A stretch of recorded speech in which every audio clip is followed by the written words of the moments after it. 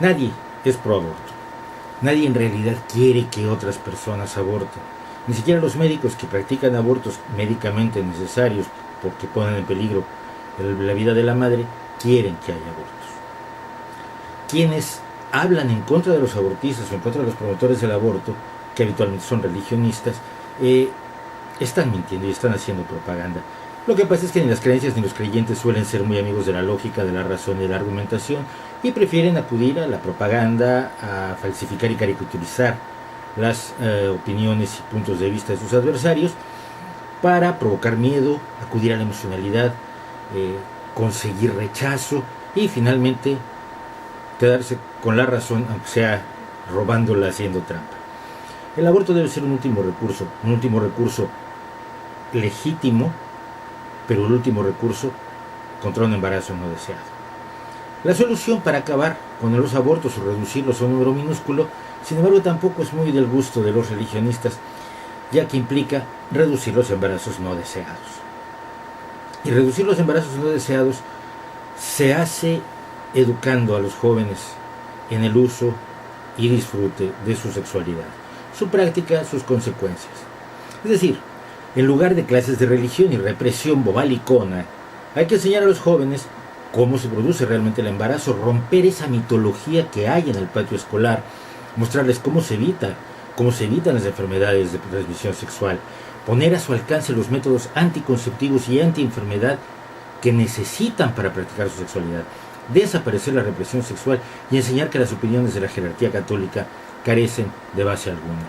Los jóvenes, incluso aquellos que sus padres consideran más santos, practican el sexo.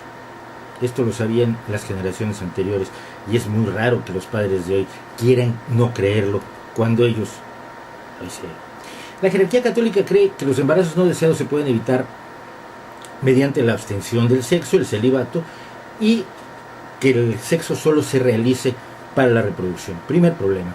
El celibato no es una idea que funcione. Los propios sacerdotes, que con toda la convicción que puede dar la fe más profunda, optan por el celibato, acaban cediendo a las necesidades de una naturaleza que por otro lado tenemos todos. No hay nada de malo ni de peculiar en el sexo, digan lo que digan. Muchos sacerdotes han tenido hijos, compañeras, vida sexual, relaciones normales y corrientes. Otros incluso, por desgracia, desvían la atención hacia objetos sexuales que, además de no ser normales, suelen ser menores, indefensos, bajo su poder, de los que abusan miserablemente. El celibato no es una opción.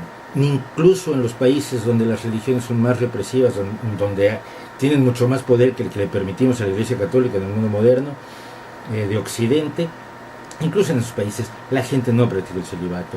Incluso en las épocas de mayor represión sexual, en el medievo de la Europa oscura dominada por el cristianismo, la gente practicaba el sexo. Por otro lado, para practicar el sexo solo para reproducirse, tiene un pequeño problema. Y ese pequeño problema es que, sorprenderá a algunos, la sexualidad es placentera.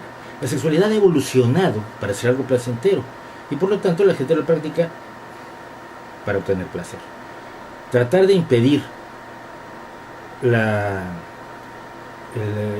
uso de la sexualidad desde un punto de vista recreativo, por así decirlo, está tan condenado a la ruina como el celibato. Cierto, hay un grupo de personas sexualmente reprimidas que generalmente utilizan ropa e indumentarias un tanto estrafalarias, que tienen los valores totalmente de cabeza y consideran que el placer es malo, que lo bueno es reprobable, que sentirse bien debe generarnos culpa, y que por otro lado, por contraparte, lo malo es bueno. Si nos damos de latigazos, eso es bueno. Hay un Dios por allí que se supone que se solaza sádicamente cuando nosotros nos golpeamos, nos humillamos, nos denigramos o usamos, como algunos sectas cristianas, cilicios bajo la ropa para estar sufriendo todo el día. Tiene usted derecho a creerlo, pero no imponérselo a los demás, que no, que lo bueno es bueno y lo malo es malo. El dolor avisa que algo está mal, el placer avisa que las cosas van bien. Así funciona la evolución y así funciona la fisiología. Sorpresa. La gente, por tanto, va a seguir practicando el sexo. La mayoría de nosotros no nos sorprendemos. Practicarlo bien es lo que nos debe preocupar. Practicarlo bien es saber disfrutar, saber dar disfrute, saber enfrentar sus consecuencias negativas o evitarlas, las enfermedades de transmisión sexual, los embarazos no deseados y por supuesto las frustraciones atroces que pueden surgir de una relación sexual mal llevada. Y por otro lado, saber disfrutar lo que de bueno tiene. Quienes se oponen a ese aprendizaje son curiosamente los primeros culpables de los abortos que hay en el mundo.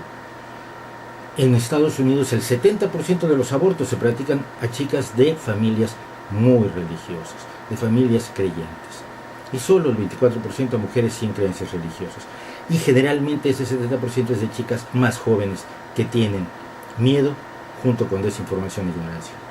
El cristianismo ultrafundamentalista tiene que decidir, ¿quiere disminuir la incidencia del aborto o no? Lo demás es pura hipocresía.